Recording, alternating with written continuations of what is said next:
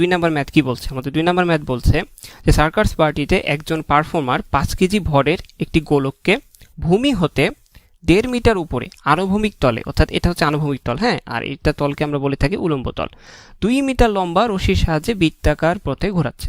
ভালো কথা। গোলকটি প্রতি মিনিটে এতবার আবর্তন করছে। এখান থেকে কিন্তু আমরা তাদের যে আমাদের কৌণিক বেগটা আছে সেটা কিন্তু বের করে ফেলতে পারবো। ওকে, ঘূর্ণায়মান অবস্থায় রশিটি ছিঁড়ে যায়।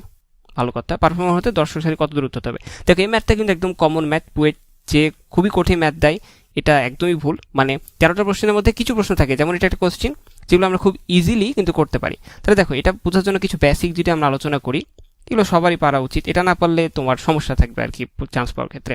তাহলে দেখো আমাদের কেন্দ্র থেকে যদি মধ্যবর্তী আমাদের এই যে একটা বৃত্তাকার পথের দূরত্ব হয়, যে বরাবর কৌণিক বেগটা হচ্ছে বা কৌণিক বস্তু গতিশীল অবস্থায় আছে, সেটা যদি আমাদের আর হয় এবং আমাদের দেখো কৌণিক বেগ যদি ওমেগা হয়, তাহলে এই মোমেন্টে অর্থাৎ এই জায়গায় এখানে আমরা বেগটা কত পাবো? ভি ইকুয়াল টু হবে আমাদের ওমেগা আর।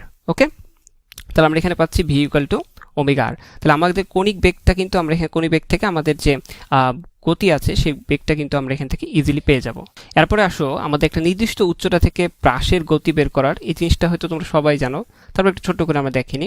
দেখো একটা বস্তুকে যখন আমরা ঠিক আনুভূমিকভাবে একটা বেগ দিব, যখন একটা বস্তু ধরো অনুভূমিক তলে ছিঁড়ে যাবে, তখন কি হবে? সে তার যে বিন্দুতে ছিঁড়বে সে জায়গায় স্পর্শক বরাবর সে একটা বেগ পেয়ে ছিঁড়ে যাবে না? তার মানে সে তার বেগটা কোন বরাবর থাকছে? অনুভূমিক বরাবর, তাই না? যখন অনুভূমিক বরাবর সে একটা বেগ পাবে তখন বস্তুটা এরকম একটা প্রাস করে নিচে পড়ে যাবে, হ্যাঁ। এবং এটা উচ্চতা যদি এইচ হয়, তাহলে আমরা সবাই জানি, আমরা এটা জানি না সবাই, H equal to UT plus half GT square. এবার দেখো তো আমাদের ইউ যেটা ছিল সেটা হচ্ছে আদি বেগ, হ্যাঁ। তো আদি বেগটা কোন বেগ, কোন দিক বরাবর? এই বেগটা হবে আমাদের এই উলম্ব বরাবর বেগ। দেখো কোন একটা বস্তু যখন এ বরাবর যাবে তখন উলম্ব বরাবর তার উপাংশ কত হয়? 0 হয় না? তাহলে জিনিসটা আমাদের 0 হয়ে যাচ্ছে। তাহলে এখান থেকে আমরা ডাইরেক্ট কত সময় পর বস্তুটা এই ভূমিতে আসবে সেটা করলে কি লিখতে পারি? 2h/g। লক্ষ্য করো বস্তুটা এই যে টি সময়ে উপর থেকে নিচে পড়ছে, যে সময়ে বস্তুটা নিচে পড়বে ঠিক তত সময় পর্যন্ত বস্তুটা এ বেগ নিয়ে কিন্তু আমাদের এই আনুভূমিক বরাবর এগোতে থাকবে। তাহলে কতটুকু দূরত্ব যে পড়বে সেটা ইকুয়াল টু কি হবে? আমাদের ভি ইন্টু আমাদের টাইম। এই টাইমটা কিন্তু আমরা এখান থেকে বের করে ফেলতে পারছি।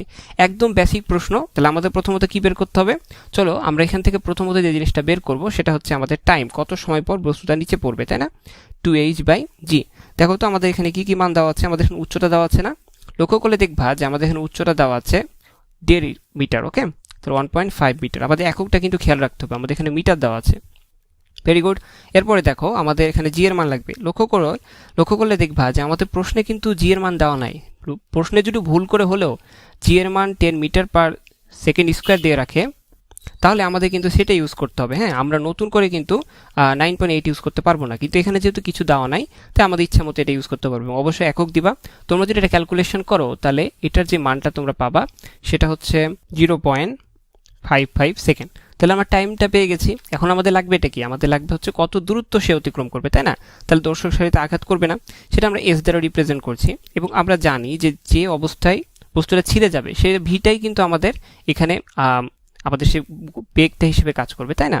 এবং ভি ইকুয়াল টু আমরা কি জানি? আমরা জানি ভি ইকুয়াল টু হচ্ছে ওমেগা আর, এবং তার সাথে আমরা টি গুণ করছি।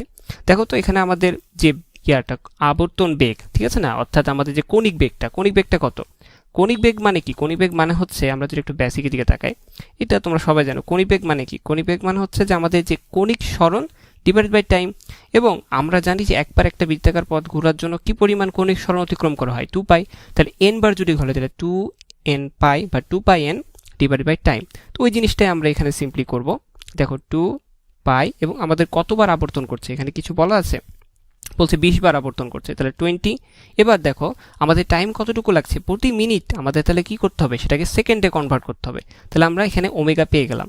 এবার দেখো আমাদের কত দূরত্ব, অর্থাৎ আমাদের ঘূর্ণন বিন্দু থেকে বস্তুটার দূরত্ব কত? সেটা এই যে তোমার তারের রশ্মি যে দূরত্ব সেটা না?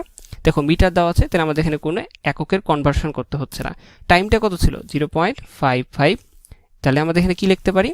আমরা যদি এটাকে একটু সুন্দর করে লিখি 0.55, তাহলে এটা হচ্ছে আমাদের মিটার। তাহলে আমরা যদি এখানে ক্যালকুলেশন করি ক্যালকুলেটরে, তাহলে ডাইরেক্ট আমাদের এখানে অ্যান্সার চলে আসে এবং সেটা হচ্ছে 2.318 মিটার অ্যান্সার। দেখলাম আমরা কত দ্রুত এটা অ্যান্সার করতে পারলাম। অনেকে করবে কি, এখানে অনেক কাহিনী লিখবে, এখানে আবার 2-3 ধাপে করবে। এত ধাপ করার দরকার নাই তো। বুয়েটে কিন্তু আমরা খুব সহজে 3 মিনিট কেন, এই ম্যাথটা আমরা 2 মিনিটে সলভ করে ফেলতে পারতেছি দেখা মাত্র। তো আমরা এভাবে করব, তাহলে আমাদের টাইমটা কম লাগবে। এটা হচ্ছে একটা বুয়েটে দ্রুত ম্যাথ করার one of the tricks. Okay.